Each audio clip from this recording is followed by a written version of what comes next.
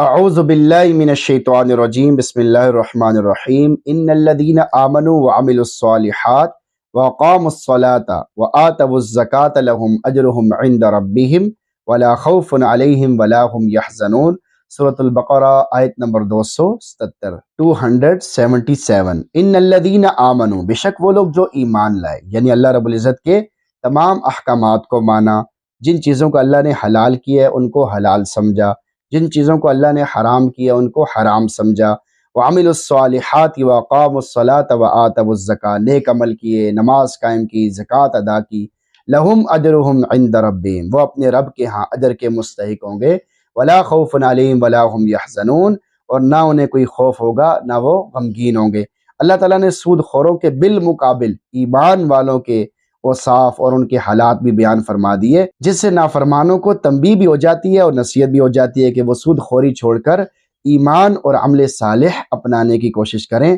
آیت کا میسج آپ کے نام۔ امن و سکون حاصل کرنے کے لیے 4 صفات کی ضرورت۔ اس آیت میں اللہ رب العزت نے 4 صفات بیان کر کے واضح کر دیا۔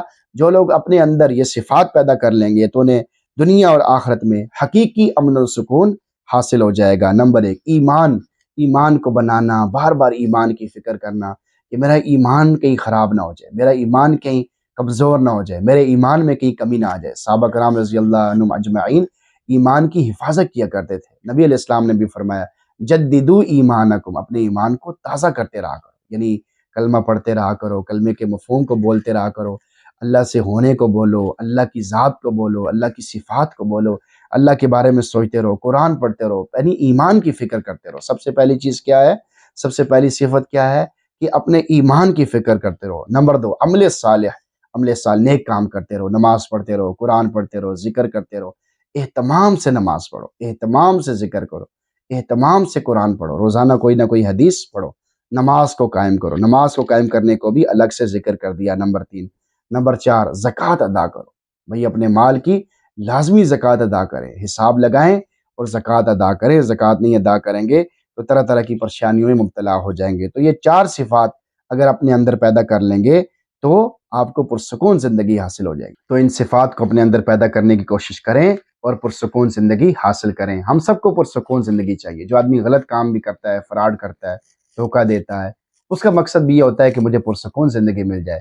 تو پرسکون زندگی ملے گی اللہ کو راضی کرنے سے، یہ 4 صفات پیدا کرنے سے، اللہ کو منانے سے، اللہ کو راضی کرنے سے۔ کیونکہ اللہ نے قرآن میں ایک اور جگہ پہ فرمایا ہے کہ دلوں کا سکون صرف اللہ کی یاد میں ہے، اللہ کو یاد کرنے سے ہی سکون ملتا ہے۔ تو ہم بھی اللہ کو یاد کرتے رہیں، ورنہ پیسوں کے باوجود، مال کے باوجود، بنگلے کے باوجود، کوٹھی کے باوجود، گاڑیوں کے باوجود، ہر طرح کی آسائشوں کے باوجود ہم پریشان پھرتے رہیں گے، ذہنی طور پہ پریشان ہوں گے۔ آپ کو ایسے کئی لوگ ملیں گے ان کے پاس ہر چیز ہے لیکن پریشان ہے، ہر وقت پریشان ہے، یہ نہ کم ہو جائے، یہ نہ ہو جائے، وہ نہ ہو جائے، ہر وقت ان کو ڈر لگا ہوا ہے۔ تو ایسے مال کا کیا فائدہ؟ ایسی گاڑی کا کیا فائدہ جو آپ کو سکون نہ دے؟ مال تو وہ فائدہ مند ہے جو آپ کو سکون دے۔ تو اللہ تعالیٰ سے دعا اللہ تعالیٰ ہمیں بھی سکون زندگی عطا فرمائے اور ہمیں یہ 4 صفات اپنے اندر پیدا کرنے کی توفیق عطا فرمائے، اور ہم سب کو نماز پڑھنے کا، قرآن پڑھنے کا، دین کے کام کرنے کا، زکوٰۃ دینے کا اہتمام نصیب فرمائے، اور ہم سب کو قرآن پڑھنے، سننے، سمجھنے کا بھی اہتمام نصیب فرمائے۔ آمین۔